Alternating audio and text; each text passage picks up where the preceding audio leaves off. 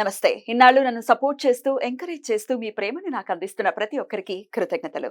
అలాగే ఈ వీడియో కూడా ఖచ్చితంగా మీకు ఉపయోగపడుతుంది. లైక్, షేర్ అండ్ సబ్స్క్రైబ్ చేసి మీ సపోర్ట్‌ని నాకు అందించండి. అలాగే ఈ వీడియో పట్ల మీకున్న అభిప్రాయాన్ని కామెంట్ సెక్షన్‌లో కామెంట్ చేసి తెలియజేయండి. ఇప్పుడు వీడియోని చూద్దాం.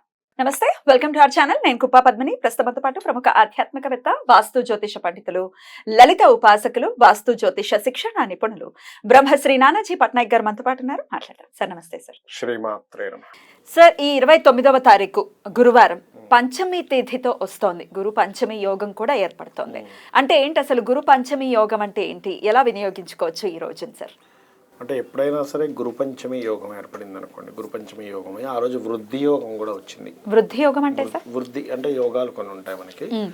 వృద్ధి అంటే ఆ రోజు మనం ఏదైనా కనుక ప్రారంభిస్తే వృద్ధి అవుతుంది, వృద్ధి చెందుతుంది. అయితే ప్రశ్నాశాస్త్రంలో కానీ లేకపోతే జన్మజాతకంలో కానీ ఈ గురుచంద్రులు ఇద్దరూ కనుక సమసప్తకాల్లో ఉన్నా లేకపోతే త్రికోణాల్లో ఉన్నా అది ఫలవంతం ఇచ్చేటువంటి ప్రశ్నగా చెప్తారు. అంటే ఒక ప్రశ్న వేశాము, ఆ ప్రశ్నకి సంబంధం ఈ గురుచంద్రులతో సంబంధం ఏర్పడి సహజంగా ఆ రోజు గురుచంద్రులు కనుక పరస్పర వీక్షణలు కానీ కలిసి కానీ ఫైనైన్ యాక్సెస్లో కానీ ఉన్నారంటే ఆ ప్రశ్న ఫలిస్తుంది అని చెప్తారు. ఎందుకంటే ఫ్రూట్ఫుల్ ఇచ్చేటువంటి ఇది కనెక్ట్ అయింది అక్కడ ఎవరైనా ప్రశ్నించినప్పుడు. మనకి ఆస్ట్రాలజీలో వేస్తాం ఆ రకంగా ఎలా అయితే ప్రశ్న ఫలిస్తుందో అదేవిధంగా మీరు చేసేటువంటి పని ఏదైతే ఉందో ఈ రోజు కనుక ప్రారంభిస్తే అద్భుతంగా ఉంటుందని చెప్తుంది శాస్త్రం. అందులోని స్వాతి నక్షత్రం ఏర్పడింది కూడా. తులారాశిలో ఉన్నాడుగా చంద్రుడు, స్వాతి నక్షత్రంలో ఉన్నాడు. వృద్ధి యోగం గురువారం నాడు. ఎప్పుడైతే స్వాతి నక్షత్రంలో ఉన్నప్పుడు స్వాతి నక్షత్రం మరింత గొప్ప నక్షత్రంగా చెప్తూ ఉంటారు. రాహు అయినా కూడా పనికి వస్తుంది స్వాతి నక్షత్రం అనేటువంటిది.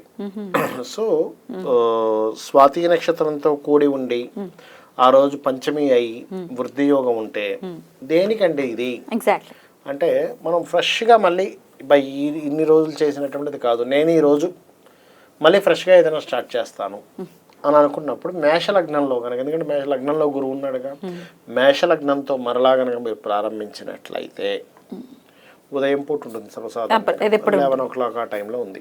ఆల్మోస్ట్ మేషలగ్నం 11 to 12 మధ్యలో తీసుకున్నట్లయితే, అంటే నేను మీకు పర్ఫెక్ట్ టైం చెప్పాలంటే నేను చెప్తాను, చెప్పండి సార్, ఒకసారి చూసి చెప్పండి, యూజ్ అవ్వాలి కదా మన ప్రేక్షకులకి.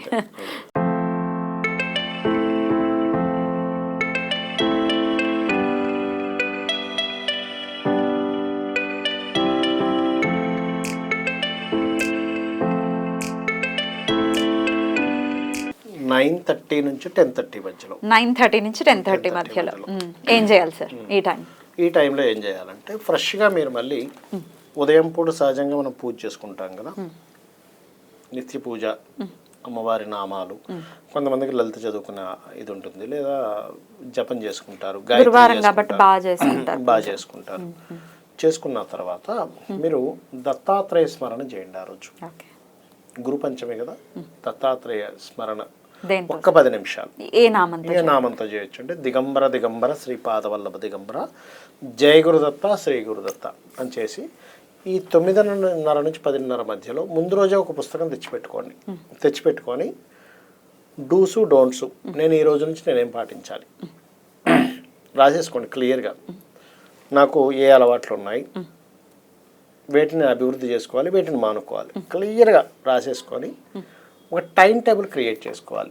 వృద్ధి యోగం ఉన్న రోజు ఎప్పుడు కూడా, స్వాతి నక్షత్రం కదా, వృద్ధి యోగం ఉంది, మంచి సమయము, గురుచంద్రులు పరస్పరం చూసుకుంటున్నటువంటి మేష లగ్నము, లగ్నాధిపతి ఉచ్చస్థితిలో ఉన్నాడు ఇప్పుడున్న మనం అనుకుంటున్నటువంటి సమయంలో గ్రహస్థితిలో.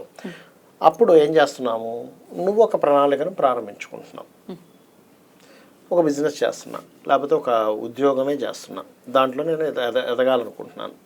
సో దానికి సంబంధించిన ఆ సమయంలో కనుక మీరు ఒక ప్లానెడ్గా కనుక రాసుకోగలిగితే, ఏది ముందు నిత్య పూజ దత్తాత్రేయుడిది చేసుకొని ఖచ్చితంగా నేను దీనిని కట్టుబడి ఉంటాను అనుకోవాలి. లైఫ్లో అభివృద్ధిలోకి వచ్చిన వాళ్ళందరినీ నేను చూస్తే ఖచ్చితంగా నేను ఇది ఇలాగే ఉంటాను అని డిసైడ్ అయిన వాళ్ళందరూ కూడా, అండ్ పంక్చువల్గా ఉన్న వాళ్ళు కూడా ఉంటారు. పంక్చువల్గా కూడా ఉంటారు, వాళ్ళు పంక్చువల్గా ఉంటారు. టైం పంక్చువాలిటీ ఒకటే కాకుండా ప్రిన్సిపల్స్తో నేను అంటే ఇప్పుడు ఎగ్జాంపుల్ ఎంతమంది టెంప్ట్ చేసినా డ్రింక్ చేయను అనుకుంటారు కొంతమంది. వాళ్ళని ఎంతమంది టెంప్ట్ చేసినా లేదు, క్లాస్మేట్స్ కదా అంత లేదు నేను తాగను. ఎంత ఫోకస్డ్గా ఉంటే అలా ఉంటారు సార్. ఎంత కష్టం వచ్చినా కూడా నేను గివప్ అవ్వను, గివప్ చేయను. అదేవిధంగా కొన్ని ప్రిన్సిపల్స్, లైఫ్ ఎప్పుడు ఇలాగే ఉండదు, మారుతూ ఉంటుంది అనేటువంటి కొన్ని విషయాలు నమ్మగలగాలి. అట్లా కొన్ని పెట్టుకోగలగాలి మీరు. తక్కువ అనుకోను కరెక్ట్ అని అట్లా కొన్ని ఎప్పుడైతే మీరు సెట్ ఆఫ్ మైండ్ చేసుకున్నారు, మైండ్లో సెట్ చేసుకున్నారో ఆటోమేటిక్గా ఉంటుంది, మార్పు వస్తుంది. అంటే మీరు పలానా సమయం ఏదైతే ఉందో ఆ సమయంలో మీరు నిర్ణయం తీసుకున్నారు. ఎలా అయితే ఒక పెళ్లికి ముహూర్తం లేకపోతే ఒక గృహప్రవేశన ముహూర్తం ఎలా ఉంటుందో, ఈ సమయంలో నిర్ణయం తీసుకున్న ముహూర్తం ఇది. నిర్ణయం తీసుకునే ముహూర్తం అద్భుతం సార్. మంచి సమయంలోనే ఏదైనా చెయ్యాలి మనం, మన అన్నిటికీ ఫ్రూట్ఫుల్ అవ్వాలి, ముందుకు వెళ్ళాలి అంటే మంచి సమయం. ఎందుకంటే మనసుకి చంద్రుడు కారకుడు. ఆ చంద్రుడి మీద గురు దృష్టి ఉన్నప్పుడు, గురువు లగ్నంలో ఉన్నప్పుడు మీరు తీసుకుంటున్నారు ఈ నిర్ణయాలు.